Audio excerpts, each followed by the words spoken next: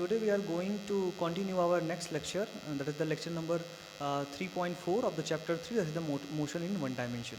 और आज हम लोग जो है काफ़ी सारी बातें करेंगे. पिछले लेक्चर में हम लोगों ने टाइप ऑफ स्पीड्स की बात करी थी और जिसमें हमने uniform speed, non uniform speed, average speed और इंस्टेंटेनियस स्पीड की बात करी थी और उसमें कुछ इंपॉर्टेंट ग्राफ भी हम लोगों ने देखे थे. तो आज हम लोग जो है नेक्स्ट हम डिस्कस करने जा रहे हैं, जिसमें हम लोग आज वेलोसिटी और एक्सेलरेशन की बात करेंगे. वेलोसिटी भी सेम एज अ स्पीड है, बट अंतर दोनों में इतना सा है कि वेलोसिटी एक वेक्टर क्वांटिटी है और स्पीड जो है वो स्केलर क्वांटिटी है. तो हम लोग जो है वेलोसिटी को डिस्कस करेंगे. मैंने आपको बताया था कि हमें वेलोसिटी या स्पीड की ज़रूरत इसलिए है क्योंकि हम लोग चाहते हैं कि हम किसी भी बॉडी को बता सकें कि वो फास्ट मूव कर रही है या स्लो मूव कर रही है. फास्ट मूविंग ऑब्जेक्ट या स्लो मूविंग ऑब्जेक्ट को बताने के लिए हम लोग क्या करते हैं, स्पीड या वेलोसिटी टर्म को यूज़ करते हैं. स्पीड एक स्केलर क्वांटिटी है जबकि वेलोसिटी जो है वो वेक्टर क्वांटिटी. तो आइए देखते हैं कि what is the meaning of velocity and what are the application of that. Okay, so let me discuss that. Our today's topic is that is the velocity. आज हम लोग वेलोसिटी की बात करेंगे. तो जैसे कि हमने उसमें देखा था कि the rate of change of distance, तो ये जो होता है वेलोसिटी जो होता है, it is the rate of change of displacement. Okay, so simply अगर हमें कहना है तो that is the rate of change of displacement है ना. The rate of change of displacement is called velocity. क्या कहते हैं इसे हम? वेलोसिटी कहते हैं. This is known as the velocity. तो सिंपली अगर इसको स्टेट करें हम लोग, इसको हम, क्योंकि ये वेलोसिटी वेक्टर क्वांटिटी है इसलिए इसको v के ऊपर हम क्या बना देते हैं, वेक्टर बना देते हैं. तो ये क्या बन जाता है आपका, वेलोसिटी का सिंबल बन जाता है. तो इस तरह से हम लोग जो है वेलोसिटी को रिप्रेजेंट करते हैं.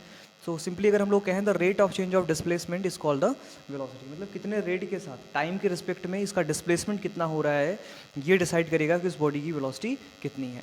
अब इस चीज़ को थोड़ा ध्यान से समझें ताकि और अच्छे से आपके समझ में आ जाए. तो हम लोग जो है मान लेते हैं कि दो सिचुएशन है, पहला पॉइंट ए है और दूसरा पॉइंट बी है. और यहाँ से जो है एक कार पॉइंट ए से पॉइंट बी की तरफ जाती है. जब पॉइंट ए से पॉइंट बी की तरफ कार जाती है तो वो हमेशा डिस्प्लेस होगी. हम कहते हैं क्योंकि हमें डिस्प्लेसमेंट निकालना है, तो अभी कैसे भी जाए लेकिन हमें क्या करना है, डिस्प्लेसमेंट निकालना है. इनिशियली जो इसका डिस्प्लेसमेंट था वो x1 था. मान लेते हैं वो x1 डिस्टेंस ट्रेवल कर चुका था और ए पॉइंट पे जब वो पहुंचा तो उसके पास जो इनिशियल डिस्प्लेसमेंट था वो x1 था. और जब वो बी पॉइंट पे पहुंचा तो उसके पास इनिशियल डिस्प्लेसमेंट कितना हो गया, x2 हो गया. ठीक है, x1 से चला और x2 पे पहुंच गया. तो और मान लेते हैं कि टाइम जो था वो कितना था, t था, और t इज इक्वल टू 0 से मान लीजिए स्टार्ट कार ने किया था, या ऑलरेडी अगर उसके पास कुछ स्पीड रही होगी तो मान लीजिए जब पॉइंट ए पे पहुंचा तो उसके पास टाइम कितना था, t1 था. और जब पॉइंट बी पर पहुंचा तो टाइम कितना हो गया, t2 हो गया. तो हमें क्या करना है, हमें वेलोसिटी निकालनी है. तो वेलोसिटी के लिए हम लोग सबसे पहले क्या करेंगे, चेंज इन डिस्प्लेसमेंट निकालेंगे. तो अगर हमें चेंज इन डिस्प्लेसमेंट की बात करें, अगर हम लोगों को यहाँ पे क्या निकालना हो, change in displacement, change in displacement. तो डिस्प्लेसमेंट में चेंज निकालने के लिए आप लोग क्या करते हैं, फाइनल डिस्प्लेसमेंट को इनिशियल डिस्प्लेसमेंट से क्या कर देते हैं, माइनस कर देते हैं. दैट्स मीन फाइनल पोजीशन को इनिशियल पोजीशन से क्या कर देते हैं, से माइनस कर देते हैं. तो अगर हम देखें यहाँ पे तो फाइनल पोजीशन क्या है, x2 है, और इनिशियल पोजीशन क्या है, x1 है. तो x2 माइनस x1 क्या हो गया, डिस्प्लेसमेंट हो गया. अब टाइम इंटरवल की बात करें तो टाइम इंटरवल में कितना चेंज हुआ या टाइम इंटरवल कितना रहा होगा. तो यहाँ पे टाइम t1 था और यहाँ पे टाइम कितना हो गया, t2 हो गया. अब ये ज़रूरी नहीं है कि हमेशा को बॉडी को हम लोग जो है हमेशा वो रेस्ट से ही स्टार्ट हो सकता है उसके पास ऑलरेडी कुछ स्पीड रही हो, या ऑलरेडी कुछ वेलोसिटी रही हो, या ऑलरेडी वो कुछ डिस्प्लेसमेंट तय कर चुका हो, फिर वो ये पॉइंट पे आया तो उस टाइम पे उसके टाइम को हम t1 मान रहे हैं. लेकिन फिजिक्स में हम लोग क्या करते हैं, हम लोग चाहते हैं कि हम कम से कम क्वांटिटीज़ को रिमेंबर करें, याद करें. तो इसके लिए हम लोग क्या करते हैं, टर्मिनेशन मेथड का यूज़ करते हैं. तो हम ये मान लेते हैं कि जो ये कार था वो 0 वेलोसिटी के साथ स्टार्ट हुआ था. जब ये पॉइंट ए पे पहुंचा तो यहाँ से हमने टाइम का कैलकुलेशन स्टार्ट किया, और जब ये बी पे पहुंच गया तो ये टाइम हमने निकाल लिया. तो सिमिलरली हम ये कह सकते हैं कि t1 इज इक्वल टू 0 और t2 is equal to t. फिर से मेरी बात समझिए.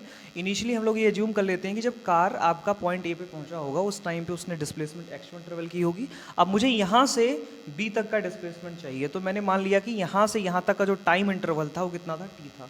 तो अगर मुझे यहाँ पे टाइम इंटरवल निकालना हो, टाइम इंटरवल, अगर मुझे यहाँ पे टाइम इंटरवल निकालना है तो मैं क्या करूँगा, t2 माइनस t1 कर दूंगा. या सिंपली अगर मैं मान लूँ कि पहले ये 0 से स्टार्ट हुई थी, या कार जब ये पॉइंट पे पहुँचा उस टाइम से हमने टाइम को कैलकुलेट करना स्टार्ट किया, तो हो जाएगा आपके पास t minus 0 is equal to t आ जाएगा. ठीक है, तो ये हमने डिस्प्लेसमेंट निकाल लिया और ये टाइम इंटरवल निकाल लिया. है। जब अब ये दोनों चीज़ें हमारे पास है तो आसानी से हम लोग इसको डिफाइन भी कर सकते हैं, क्योंकि अभी हमने पढ़ा है velocity is the rate of change of displacement, ठीक है। सो इसको हम सिंपली लिख सकते हैं that is the velocity v is equal to rate of change of displacement. तो अब ये जो डिस्प्लेसमेंट में जो चेंज हुआ, कितना चेंज हुआ, x2 माइनस x1। अब देखिए डिस्प्लेसमेंट वेक्टर क्वांटिटी है, इसलिए इसके ऊपर क्या लगा देंगे, एरो लगा देंगे। तो इस तरह से हम लोगों ने एरो लगा दिया नीचे, क्योंकि अभी मैंने बताया कि इनिशियली आप ये मान लेते हैं कि टाइम जो है 0 से स्टार्ट हुआ, जब ये पॉइंट पे पहुंचा। अब ये आपके पूरे है, आप उसको क्या एज्यूम कर रहे हो क्वेश्चन के अकॉर्डिंग। क्वेश्चन में अगर ये दिया हुआ है कि car starting from point A, तो आप t इक्वल टू वहाँ पे 0 मानोगे। तो क्वेश्चन के अकॉर्डिंग हम लोग क्या करते हैं, यहाँ पे t1 और t2 की वैल्यू रखते हैं। चलिए कन्वीनियंट के अकॉर्डिंग हम यहाँ पे ले लेते हैं t1 minus t2 minus t1। तो इस तरह से हमारे पास ये एक्सप्रेशन निकल करके आ गया वेलोसिटी का। तो वेलोसिटी इज इक्वल टू हो गया x2 माइनस x1, जो कि क्या है, चेंज इन डिस्प्लेसमेंट है, और t2 माइनस t1 क्या है, this shows the time interval. कितने टाइम इंटरवल में कितना डिस्प्लेसमेंट चेंज हुआ, इसको बताने के लिए हम लोग वेलोसिटी टर्म को क्या करते हैं, यूज़ करते हैं। ये वेक्टर क्वांटिटी है, और वेक्टर क्वांटिटीज को रिप्रेजेंट करने के लिए उसके ऊपर हम लोग क्या बना देते हैं, उसके ऊपर हम लोग एरो बना देते हैं। बेटा अगर हम इसको जो है डिफरेंशिएशन फॉर्म में लिखें, तो डिफरेंशिएशन फॉर्म में आप जानते हैं डी को हम स्मॉल चेंज से रिप्रेजेंट करते हैं। मान लेते हैं कि बहुत छोटे से टाइम में, बहुत छोटे से टाइम में छोटा सा जो है डिस्प्लेसमेंट हुआ, dx मान लेते हैं, और इसके ऊपर एरो लगा दीजिए आप। ये वेक्टर क्वांटिटी है, तो आपके पास वेलोसिटी का डिफरेंशियल इक्वेशन निकल करके आ गया dx अपॉन dt। मतलब कि अगर आपके पास पोजीशन का इक्वेशन दिया हुआ है और उसे आप टाइम के रिस्पेक्ट में डिफरेंशिएट कर दो, तो आपको क्या मिल जाएगी, वेलोसिटी मिल जाएगी, ठीक है। आई होप इतनी बात समझ में आ गई। यहाँ पे dx को हम क्या लिख सकते हैं, x2 माइनस x1। मतलब कि dx अगर आपको निकालना है, स्मॉल चेंज निकालना है डिस्प्लेसमेंट में, तो आप फाइनल पोजीशन को इनिशियल पोजीशन से माइनस कर दो। सिमिलरली अगर आपको dt निकालना है, तो फाइनल टाइम में से इनिशियल टाइम को आप क्या कर दो, माइनस कर दो। आई होप इतनी बात आपके समझ में आ गई होगी। So this is known as the velocity. अब इसके कुछ कैरेक्टरिस्टिक को हम लोग आइडेंटिफाई करेंगे कि इसकी कैरेक्टरिस्टिक क्या क्या होती हैं। तो जैसा कि आपको ये मैंने बताया कि ये कैसी क्वांटिटी है, ये वेक्टर क्वांटिटी है, तो इसकी कैरेक्टरिस्टिक को डिस्कस कर लेते हैं। तो सबसे पहला पॉइंट ये हो जाएगा, it is a vector quantity. It is a vector quantity. कैसी क्वांटिटी है ये वेक्टर क्वांटिटी है। This is the vector quantity, है ना। It is a vector quantity. और अगर हम आपसे पूछें कि बताइए कि वेलोसिटी की डायरेक्शन क्या होगी, अगर वेक्टर क्वांटिटी है तो उसमें डायरेक्शन होगी, तो बेटा वेलोसिटी की डायरेक्शन वही डायरेक्शन होगी जहाँ पर जिस डायरेक्शन में चेंज हो रहा होगा, है ना। सो द डायरेक्शन ऑफ, अब यहाँ पे नोट भी कर सकते हैं, द डायरेक्शन, ये बहुत इंपॉर्टेंट पॉइंट मैं लिख रहा हूँ, the direction of velocity is similar to in the direction of change in displacement, ठीक है। मतलब जिस डायरेक्शन में डिस्प्लेसमेंट हो रहा है, उसी डायरेक्शन में वेलोसिटी की डायरेक्शन होगी। ये तो पहला पॉइंट हो गया कि ये वेक्टर क्वांटिटी है और इसकी डायरेक्शन एज सेम होगी जिस डायरेक्शन में डिस्प्लेसमेंट हो रहा है, राइट। सेकेंड पॉइंट, इसकी यूनिट अगर हम बात करें, तो यूनिट, क्योंकि वेलोसिटी इज इक्वल टू होता है डिस्प्लेसमेंट अपॉन टाइम, तो इसकी जो यूनिट होगी वो जाएगी मीटर पर सेकेंड। और अगर इसके डायमेंशन, थर्ड पॉइंट, इसके डायमेंशन की बात करें, तो डायमेंशन हो जाएगा LT पावर माइनस 1, ठीक है। तो LT पावर माइनस 1 क्या हो गया, इसका डायमेंशन हो गया। और भी अगर कुछ इंपॉर्टेंट बातें करें, तो आप जानते हैं कि डिस्प्लेसमेंट जो है वो इनिशियल और फाइनल पोजीशन पे डिपेंड करता है। और मैंने कल आपको बताया था पाथ फंक्शन क्या होते हैं और पॉइंट फंक्शंस क्या होते हैं। तो पाथ फंक्शंस ऐसे फंक्शंस होते हैं जो पाथ पे डिपेंड करते हैं। जैसे डिस्टेंस की बात करें, तो डिस्टेंस जो है आप अलग अलग पाथ से जाओगे तो उसकी वैल्यू भी क्या होगी, अलग अलग होगी। तो ऐसे फंक्शंस जो पाथ पे डिपेंड करते हैं उसे हम क्या कहते हैं, पाथ फंक्शन कहते हैं। लेकिन ऐसे फंक्शंस जो केवल इनिशियल और फाइनल पोजीशन पर डिपेंड करते हैं, ऐसे फंक्शन को हम लोग पॉइंट फंक्शन कहते हैं। क्योंकि वेलोसिटी डिस्प्लेसमेंट पर डिपेंड करता है, इसलिए हम ये कह सकते हैं कि जो डिस्प्लेसमेंट है it is a point function. कैसा फंक्शन है, मतलब वेलोसिटी कैसा फंक्शन है, पॉइंट फंक्शन है। पॉइंट फंक्शन किस लिए है, क्योंकि वेलोसिटी जो है किस पे डिपेंड करता है, डिस्प्लेसमेंट पे डिपेंड करता है। और डिस्प्लेसमेंट एक तरह की क्या है, डिस्प्लेसमेंट एक तरह का क्या है, पॉइंट फंक्शन है। मतलब वो इनिशियल और फाइनल पोजीशन पे क्या करता है, डिपेंड आउट करता है। आई होप इतनी बात आपके समझ में आ गई होगी। अच्छा, एक इंपॉर्टेंट पॉइंट और हम इसमें नोट कर लें, फिफ्थ पॉइंट। देखिए मैंने आपको बताया था कि जो डिस्प्लेसमेंट होता है वो यूनी वैल्यू होता है, सिंगल वैल्यूड फंक्शन होता है। मतलब इसकी एक ही वैल्यू होगी, वो अलग अलग पाथ पे डिपेंड नहीं कर रही है। तो दो पॉइंट के बीच का डिस्प्लेसमेंट तो हर सिचुएशन में क्या होगा, फिक्स होगा। तो इस तरह से आप इस तरह को समझ सकते हैं कि वेलोसिटी की भी वैल्यू क्या होगी, एक ही तरह की होगी। So it is a single valued function, single valued function, ठीक है। ये कैसा फंक्शन है, सिंगल वैल्यूड फंक्शन है। इसमें जो है केवल एक ही तरह का फंक्शन जो है इन्वॉल्व होता है। आई होप इतनी बात आपके समझ में आ गई होगी, ठीक है। तो वेलोसिटी में अगर इतने इंपॉर्टेंट पॉइंट आपको याद है तो आप स्पीड और वेलोसिटी में डिफरेंस को नेगोशिएट कर सकते हो, क्योंकि जो मोस्ट ऑफ द प्रोबेबल इस चैप्टर से क्वेश्चंस आते हैं वो डिफरेंस पे ही आते हैं कि डिस्टेंस और डिस्प्लेसमेंट में क्या डिफरेंस है, वेलोसिटी और स्पीड में क्या डिफरेंस है, तो उसमें क्या डिफरेंस है और क्या सिमिलरिटीज़ हैं, ये एक एक करके आप देख रहे हैं और शायद आपको समझ में भी आ रहा होगा। अब हम लोग जो है आगे बात करेंगे टाइप ऑफ वेलोसिटी की, कितनी तरह की वेलोसिटी को हम यहाँ पे डिस्कस करने वाले हैं। तो मैंने आपको ऑलरेडी बता रखा है कि uniform velocity, non uniform velocity, average velocity and instantaneous velocity. तो ये चार तरह की वेलोसिटीज हम लोग यहाँ पर भी डिस्कस करेंगे। It is similar to the speed, but there is a some difference between them because velocity dependent over the displacement, and already I told you that a distance never be zero but displacement may be zero. displacement की value zero हो सकती है, इसलिए speed भी zero हो सकती है ना। अगर डिस्प्लेसमेंट की वैल्यू जीरो है तो जो है स्पीड भी क्या हो जाएगी आपकी, सॉरी वेलोसिटी भी क्या हो जाएगी, जीरो हो जाएगी। लेकिन स्पीड की वैल्यू कभी भी जीरो नहीं हो सकती। क्यों नहीं हो सकती? क्योंकि it is dependent over the distance and distance never be zero, distance कभी भी जीरो नहीं हो सकता है। तो डियर स्टूडेंट्स, आई होप मेरी बात आप पकड़ रहे होंगे, आपको मेरा लैंग्वेज और मेरी बातें जो है समझ में आ रही होंगी। तो हम लोग आगे चलते हैं और आगे के कुछ पॉइंट्स को डिस्कस करते हैं। तो हम सबसे पहले बात करेंगे यूनिफॉर्म वेलोसिटी की। तो जैसा कि आपको पता है, अगर इक्वल टाइम में इक्वल डिस्प्लेसमेंट हो रहा है, इक्वल टाइम में इक्वल डिस्प्लेसमेंट हो रहा है, तो ऐसे वेलोसिटी को हम क्या कहेंगे? यूनिफॉर्म वेलोसिटी कहेंगे, ठीक है। ये बात आप जानते हैं, राइट, यूनिफॉर्म वेलोसिटी। तो मैं इसको डिटेल में ना बताते हुए बस आपको थोड़ा शॉर्ट में बताते चल रहा हूँ, क्योंकि ऑलरेडी आप इसके बारे में स्पीड में पढ़ चुके हैं। बस इसके साथ क्या लगा देना है आपको? डायरेक्शन लगा देना है, राइट। तो आप कह सकते हैं equal displacement in equal interval of time, ठीक है। Equal displacement in equal interval of time हो रहा है, तो ऐसे वेलोसिटी को हम क्या कहेंगे? यूनिफॉर्म वेलोसिटी कहेंगे। और यूनिफॉर्म वेलोसिटी जब भी होगी वहाँ पर वेलोसिटी की वैल्यू क्या होगी? हर सिचुएशन में क्या होगी? कांस्टेंट होगी, राइट। वेलोसिटी की वैल्यू क्या होगी? कांस्टेंट होगी। मतलब अगर कोई बॉडी जो है वो कांस्टेंट वेलोसिटी के साथ ट्रेवल कर रहा है, तो ऐसी सिचुएशन में उसकी वेलोसिटी को आप क्या कहोगे? यूनिफॉर्म वेलोसिटी कहोगे। अब अगर मैं डिस्प्लेसमेंट और टाइम के बीच में ग्राफ बनाऊं, तो मैं देखूंगा यूनिफॉर्म के लिए हमेशा आपको स्ट्रेट ग्राफ मिलेगा, और इसका जो स्लोप होगा थीटा, वो क्या बताएगा हमें? वो हमें वेलोसिटी बताएगा। ये जो ग्राफ है ना, ये स्लोप, ये हमें बताएगा v is equal to x upon t, displacement upon time. इसके ऊपर आप वेक्टर लगाइए तो इस तरह से आपके पास बन जाएगा vector of v is equal to x upon vector of x upon t. तो ये बातें आपके समझ में आ गई होंगी। अब हम लोग आगे बात करेंगे नॉन यूनिफॉर्म वेलोसिटी की बात करेंगे। नॉन यूनिफॉर्म वेलोसिटी में क्या होगा? अनइक्वल डिस्टेंस ट्रेवल करेगा in equal interval of time. तो मैं इसी को करेक्ट कर दे रहा हूँ, यहाँ पे मैं नॉन लगा दे रहा हूँ, non uniform velocity. So that is the equal non equal displacement in equal interval of time.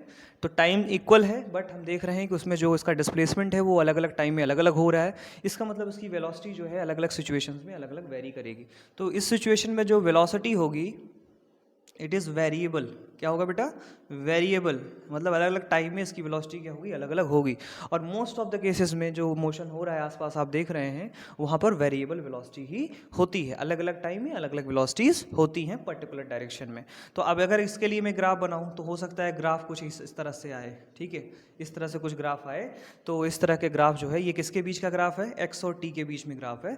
तो आप देखेंगे हर पॉइंट की अपनी एक वेलोसिटी है, अपनी एक डायरेक्शन है, राइट। तो इस तरह से आप जो है वेलोसिटी को समझ सकते हैं, right. This is known as the non uniform velocity. और सारी की सारी प्रॉपर्टीज एज यूजुअल रहेंगी। बस ये क्या है? एक तरह की वेक्टर क्वांटिटी है, तो हमें इसमें डायरेक्शन का खास ध्यान रखना है, राइट।